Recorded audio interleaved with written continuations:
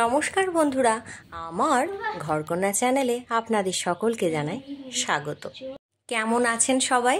ছোটদের ভালোবাসা ও বড়দের প্রণাম জানিয়ে আজকের ভিডিওটা শুরু করছি। এখন সকালবেলা প্রতিদিনের যে দৈনন্দিন কাজ থাকে আমাদের, সেই সমস্ত কাজগুলো হয়ে গেছে। এখন চলে এসেছি ছাদে। এখানে কিছু ফুল গাছ রাখা রয়েছে, মানে ফুল গাছ আছে আমার ছাদ বাগানে। ছোট্ট একটা ছাদ বাগান আছে, সেই ছাদ বাগানে কিছু ফুল গাছ আছে। সেই ফুল গাছগুলোতে জল দেওয়ার জন্য চলে এসেছি।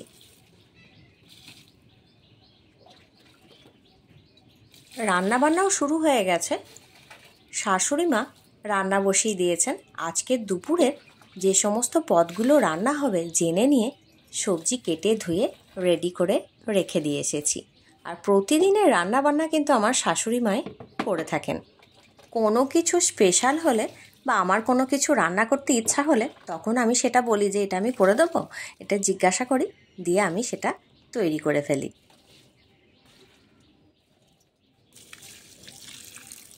সকালের প্রতিদিনে যে কাজ থাকে সেই কাজগুলোও হয়ে গেছে। এখন প্রচণ্ড রোদ্দুর যাচ্ছে, এদিকে ওদিকে চারিদিকে বৃষ্টি হচ্ছে শুনতে পাচ্ছি, কিন্তু আমাদের এদিকে না বৃষ্টি হচ্ছে না। মেঘলা ওয়েদার করে আছে, কিন্তু বৃষ্টির নামগন্ধ নেই। বৃষ্টি হয়নি, সেই কারণে ফুল গাছগুলোতে জল দিতে হবে। মেঘ করেছে, ভাবলাম হয়তো বৃষ্টি আসবে, কিন্তু বৃষ্টি হলো না। সেই কারণে এখন ছাদে চলে এলাম ফুল গাছগুলোয় জল দেওয়ার জন্য।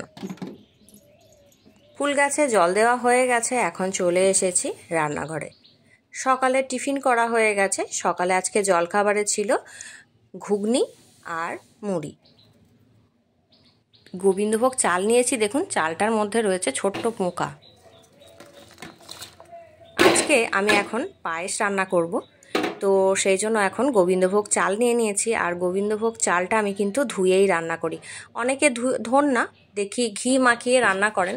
আমার মাও সেইভাবেই করে থাকেন, কিন্তু আমি ধুয়ে নিই। তার কারণ দেখেছি গোবিন্দভোগ চালে ছোট্টখাট্টো পোকা এদিক ওদিক থেকেই থাকে, আমি বেশিরভাগ দেখেছি। তো জানি না সবার হয়তো ক্ষেত্রে এটা হয় না, সেটা আমি বলতে পারবো না। আমার ক্ষেত্রে এটা হয়, সেই কারণে আমি ধুয়েই রান্না করি। আর ধোয়ার সময় দেখি একটু নোংরাও বেরোয় চালটা থেকে, একটু ধুলো ধুলো হয়তো বেরোয়। চাল ধুলে সেটা তো বেরোবেই, সেটা নিয়ে কোনো কথা নয়।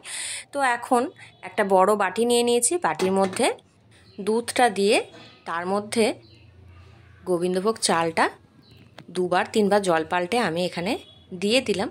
এখন দুধটার সঙ্গে গোবিন্দভোগ চালটা সেদ্ধ হতে দেব। আঁচ মাঝারি আঁচে রেখে দিয়েছি, আর অর্ধেকটা ঢেকে রেখেছি। আর এখান থেকে তো সরা যাবে না, তার কারণ লেগে যেতে পারে, সেই কারণে মাঝে মাঝে ঢাকনা খুলে আমি কিন্তু একটা এইরকম চামচের সাহায্যে, মাঝারি মাপের চামচের সাহায্যে এইভাবে নেড়ে দেব, যাতে তলায় লেগে না যায়। সেজন্য অবশ্য আপনারা বলবেন যে পায়েস রান্না করতে তো সবাই পারে, কিন্তু আমি কিভাবে করি আমি শুধু সেটাই বলছি। তো এই রকমভাবে আমি আঁচ কমিয়ে মাঝারি আঁচে এইভাবে আমি পায়েসটা করছি। আর পায়েস করার আজকে কোনো স্পেশাল দিন নয়, এমনিই করছি। তার কারণ হচ্ছে এখন তো প্রচণ্ড গরম চলছে, দুধ সেভাবে কেউ খেতে চাইছে না, আর চা কফিও কেউ খেতে পছন্দ করছে না। সেই কারণে দুধটা ছিল, আর সেই দুধটার সঙ্গে আজকেরও একটু দুধ মিশিয়ে দিয়েছি। কেননা দুধের পরিমাণ যতটা বেশি হবে পায়েসটা খেতেও ততটা কিন্তু সুন্দর হবে, সেটা আমরা কম বেশি সকলেই জানি। তো দুধটার মধ্যে এখন চালটা এভাবে দিয়ে দিয়েছি, আর মাঝে মাঝে আমি কিন্তু নাড়তে থাকছি।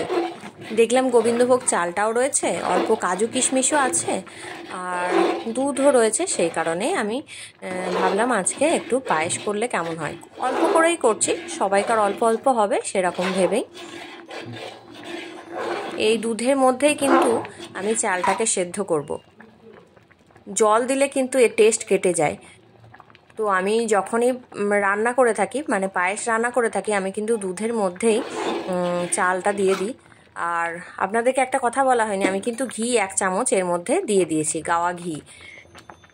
আর এর মধ্যে আমি এখন দেব এই গরম দুধটার মধ্যেই একটু পাউডার দুধ আমি গুলে নিয়েছিলাম, সেই গুঁড়ো দুধটা ভালো করে গুলে নিয়েছি, এখন এর মধ্যে মিশিয়ে দিলাম।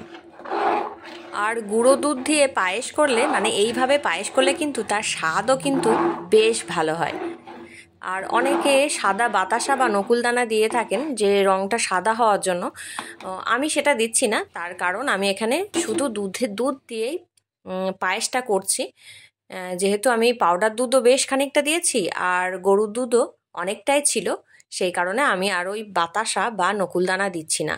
যখন পুরোপুরি চালটা সেদ্ধ হয়ে উঠবে, সেদ্ধ হয়ে যাবে, তখন আমি চিনিটা দিয়ে দেব।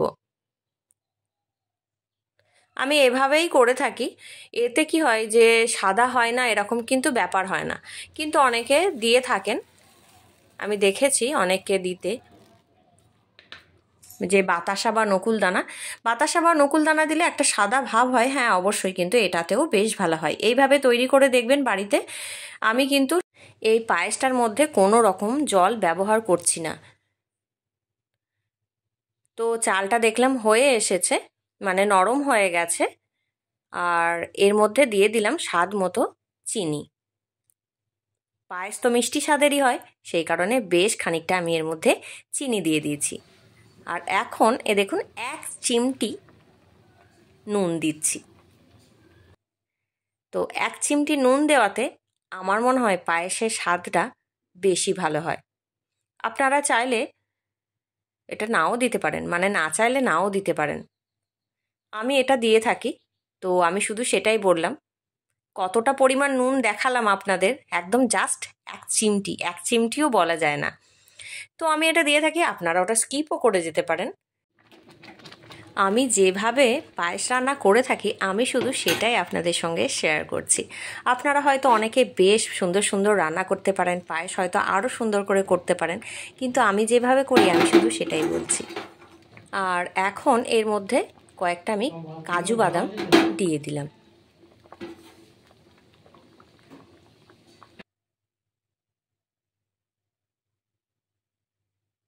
এরপর আমি এই গরম অবস্থাতেই বেশ কিছুটা কিশমিশ দিয়ে দেব।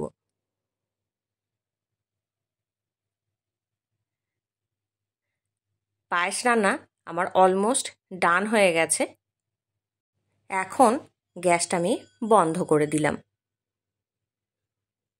কেননা ঠান্ডা হয়ে গেলে এটা টাইট হয়ে যাবে।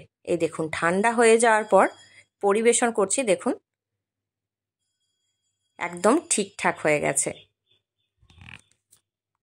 বেশি ঘনও হয়নি আবার বেশি পাতলাও হয়ে যায়নি, একদম ঠিকঠাক রয়েছে।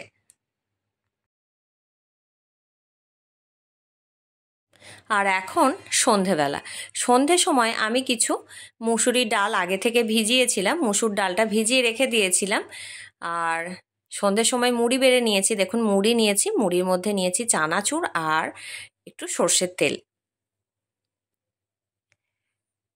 আর নিয়ে নিলাম কাঁচা পেঁয়াজ, আর সঙ্গে রয়েছে কাঁচা পাকা লঙ্কা, মানে কাঁচা লঙ্কা। আর ওই যে মুসুর ডালটা আমি ভিজিয়ে রেখেছিলাম, মুসুর ডালটা জল ঝরিয়ে এখন এই মুড়ির মধ্যে নিয়ে নিলাম। এইভাবে কখনো কি মুড়ি খেয়েছেন আপনারা? যদি না খেয়ে থাকেন অবশ্যই একদিন সন্ধ্যের সময় এইভাবে মুড়ি মেখে দেখুন, নিশ্চয়ই ভালো লাগবে। মুসুর ডাল ভিজতে বেশি সময় নেয় না, তো বিকালবেলা আমি মুসুর ডালটা ভিজিয়ে দিয়েছি সন্ধ্যের সময় খাওয়ার জন্য মুড়িতে। তো জল ঝরিয়ে নিয়েছি, এখন মুড়ির মধ্যে নিয়ে নিলাম জল ঝরিয়ে এই মুসুর ডালটা। এখন ভালো করে মুড়িটা মেখে নিচ্ছি। এইভাবে আপনারা মুড়ি মেখে একদিন খেয়ে দেখবেন, খেতে কিন্তু বেশ ভালো লাগে। মুড়ি মাখা হয়ে গেছে, এবার খাওয়া দাওয়া হবে। মুড়ি খাওয়ার পর একটু করে নেব চা খাওয়ার পর আজকে রয়েছে রাত্রের রান্না। তো রাত্রের আজকে পনির রান্না করব। এই যে পনিরগুলো টুকরো করে কেটে নিয়েছি, এখন রান্না হবে।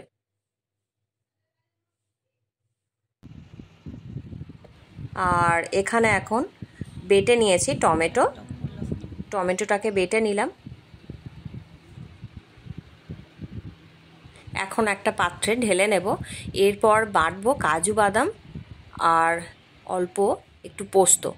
কাজু বাদাম আর পোস্ত বেটে এই পাত্রের মধ্যে রেখে দিয়েছি। এখন একটা ফ্রাইং প্যান নিলাম, তার মধ্যে বাটার দিলাম। বাটার দিয়ে এই টুকরো করে রাখা পনিরগুলো ভেজে নেব। খুব বেশি ভাজবো না, তার কারণ পনির বেশি ভাজলে শক্ত হয়ে যায়, সেটা আমরা কম বেশি সকলেই জানি। হালকা করে ভেজে নেব, ভেজে তুলে রেখে দেব। আর এই যে প্রচণ্ড গরম চলছে, কি যে প্রতিদিন দুবেলা রান্না হয় সেটাই একটা ভাবনা চিন্তা পড়ে যায় সেটা নিয়ে। আজকে রাত্রে রান্নাতে রয়েছে নিরামিষ বাটার পনির, আর সঙ্গে থাকবে রুটি আর ভাতও থাকবে। ভাতের সঙ্গে কিন্তু আলাদা তরকারিও হবে। মানে এই পনিরের রেসিপিটা তো থাকবেই, সঙ্গে আর একটা পদ রান্না হবে, সেটা হচ্ছে ফুলকপির আলু দিয়ে তরকারি রান্না হবে। তো এখন আমি এই পনিরের রেসিপিটা করে নিচ্ছি, আর শাশুড়ি মা ফুলকপি আলুর তরকারিটা করবেন। যে কোনো কাজই পরিবারের সকলে মিলে করলে কিন্তু কোনো কাজটাই কঠিন বলে মনে হয় না। এই গরম তো সবারই করে, রান্নাঘরে যে রান্না করে তার কিন্তু এই প্রচণ্ড গরমে ভীষণ কষ্টই হয়, কিন্তু সেটা যদি আমরা সবাই মিলে করে নিই তাহলে কিন্তু রান্নাটা তাড়াতাড়ি হয়েও যাবে আর কষ্টটাও কম হবে। তো যাই হোক, অনেক বকবক করে বকলাম। এখন এই টমেটোটা দিয়েছি আর হালকা মশলা দিয়েছি, ওটা কষানো হয়ে গেছে। এখন কাজু বাদাম আর পোস্ত যেটা বেটে রেখে দিয়েছিলাম ওটা দিয়ে দিলাম, আর বাটি ধোয়া জলটাও একটুখানি এর মধ্যে দিয়ে দিলাম। এবার হালকা একটু এভাবে ভালো করে মিশিয়ে নিচ্ছি। এখন এর মধ্যে আমি ভেজে রাখা পনিরটা দিয়ে দেব। আমি যেভাবে রান্না করি আমি কিন্তু সেটাই শেয়ার করছি। আজকের ভিডিওটা আপনাদের কেমন লাগলো কমেন্ট করে জানাবেন, আর ভিডিও দেখে অবশ্যই একটা লাইক করে দেবেন। রান্না অলমোস্ট ডান হয়ে গেছে, এখন নামিয়ে নেব। দেখা হবে পরবর্তী ভিডিওয়। নমস্কার।